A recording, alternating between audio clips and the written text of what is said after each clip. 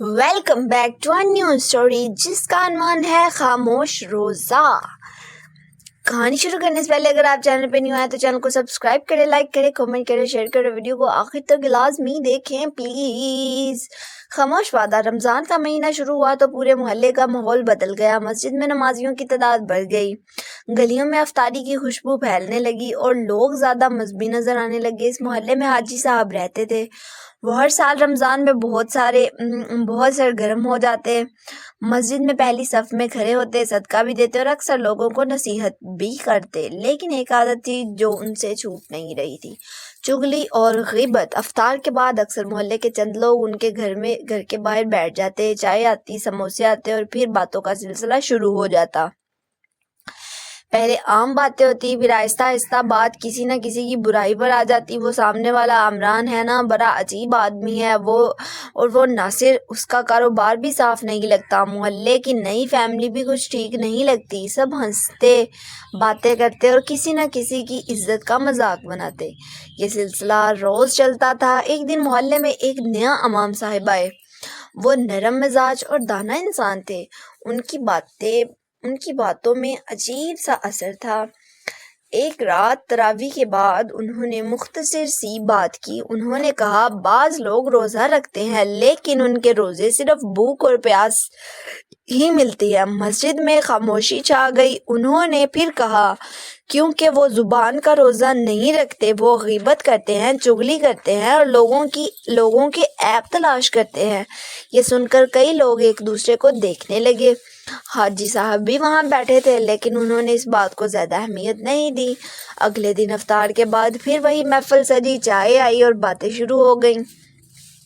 اسی دوران امام صاحب وہاں سے گزر رہے تھے۔ انہوں نے سلام کیا اور چند لمحے کے لیے بیٹھ گئے۔ کچھ دیر بعد انہوں نے مسکرا کر کہا، ایک سوال پوچھوں؟ سب نے کہا، جی ضرور۔ انہوں نے کہا، اگر کسی نے پورا دن روزہ رکھا ہو اور افطار کے بعد کوئی اس کے سامنے گندا کھانا رکھ دے تو کیا وہ کھائے گا؟ سب نے فوراً کہا، نہیں، کبھی نہیں۔ امام صاحب نے آہستہ سے کہا، پھر ہم افطار کے بعد لوگوں کی عزت کیوں کھاتے ہیں؟ یہ سن کر سب خاموش ہو گئے، کسی کے پاس جواب نہیں تھا۔ امام صاحب نے پھر ایک مثال دی۔ انہوں نے کہا، فرض کریں کسی کے پاس صاف پانی کا گلاس ہو لیکن وہ اس میں ایک قطرہ گندگی ڈال دے تو کیا وہ پانی پینے کے قابل رہے گا؟ سب نے کہا، نہیں۔ امام صاحب بولے، بالکل اسی طرح اگر عبادت کے ساتھ غیبت شامل ہو جائے تو اس کا اثر ختم ہو جاتا ہے۔ یہ بات سیدھا دل میں جا کر لگی۔ اسی رات حاجی صاحب گھر آئے تو وہ خاموش تھے۔ ان کی بیٹی نے پوچھا، ابو کیا ہوا؟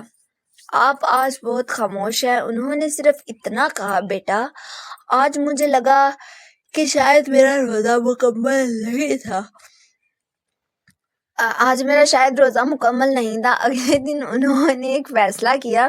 افطار کے بعد جب وہ لوگ ان کے گھر کے باہر جمع ہوئے تو انہوں نے کہا، آج ہم کسی کی برائی نہیں کریں گے، اگر بات کرنی ہے تو اچھی کریں گے۔